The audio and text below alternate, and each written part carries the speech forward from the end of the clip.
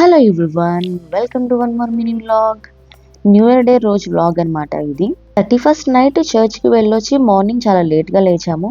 సరే ఎలానో లేట్ అయింది కదా అని ఆఫ్టర్నూన్ లంచ్ బయటకు అయితే ప్లాన్ చేసుకున్నాం అనమాట. సో మా ఫ్యామిలీ అందరం కూడా కలిసి మేము ఇలా లంచ్ కి బయటకు అయితే వెళ్తున్నాము. మాకు నియర్ బై మిలీనియం మాల్ ఉంటుంది కదా, సో అక్కడికే వెళ్తున్నాం అనమాట. లంచ్ కి అన్నారు, బట్ మాల్ కి వెళ్తున్నారు ఏంటి అనే కదా మీ డౌట్.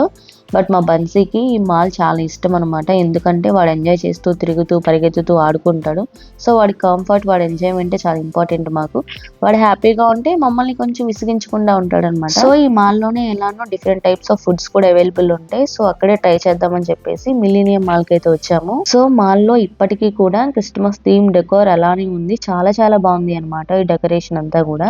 ఈ మాల్ కి ఎన్నిసార్లు వచ్చినా నేను ఎప్పుడు చెప్పేది ఒకటే, నాకు మాల్ అంబియన్స్ ఇన్సైడ్ మాత్రం చాలా చాలా నచ్చుతుంది. సో మేము బన్సీ కలిసి క్రిస్మస్ థీమ్స్ దగ్గర కొన్ని ఫోటో షూట్స్ అయితే చేసుకున్నాము. మా బన్సీ చాలా బాగా ఎంజాయ్ చేశాడు అనమాట ఈ థీమ్స్ దగ్గర.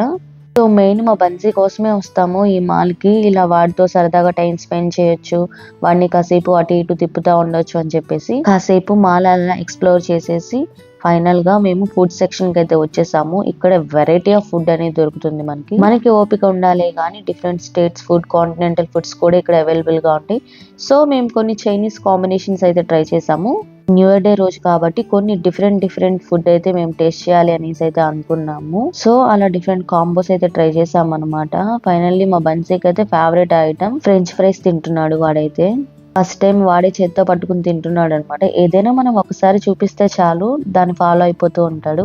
బన్సీకి గ్రాస్పింగ్ పవర్ ఎక్కువే అనమాట నాకు లాగా. సరదాగా కబుర్లు చెప్పుకుంటూ అలా అలా మా లంచ్ అయితే కంప్లీట్ చేసాము. తర్వాత మాల్ ఇంకొంచెం ఎక్స్ప్లోరింగ్ అయితే చేసామన్నమాట. ఈ 2026 లో ఏదో ఒక రిజల్యూషన్ అయితే నేను పెట్టుకుంటాను. 2025 లో కూడా కొన్ని అనుకున్నాను, వాటిని అయితే నేను కంప్లీట్ చేసుకుంటూ వచ్చాను. ఆ రిజల్యూషన్ ఏంటో నెక్స్ట్ వీడియోలో అయితే చెప్పేస్తాను. ఇంతకీ మీరు ఎవ్రీ ఇయర్ ఇలాంటి రిజల్యూషన్స్ పెట్టుకుంటారా లేదా? పెట్టుకుంటే కామెంట్ సెక్షన్ లో చెప్పేయండి. నా వీడియోస్ నచ్చితే లైక్, షేర్, సబ్స్క్రైబ్. బాయ్.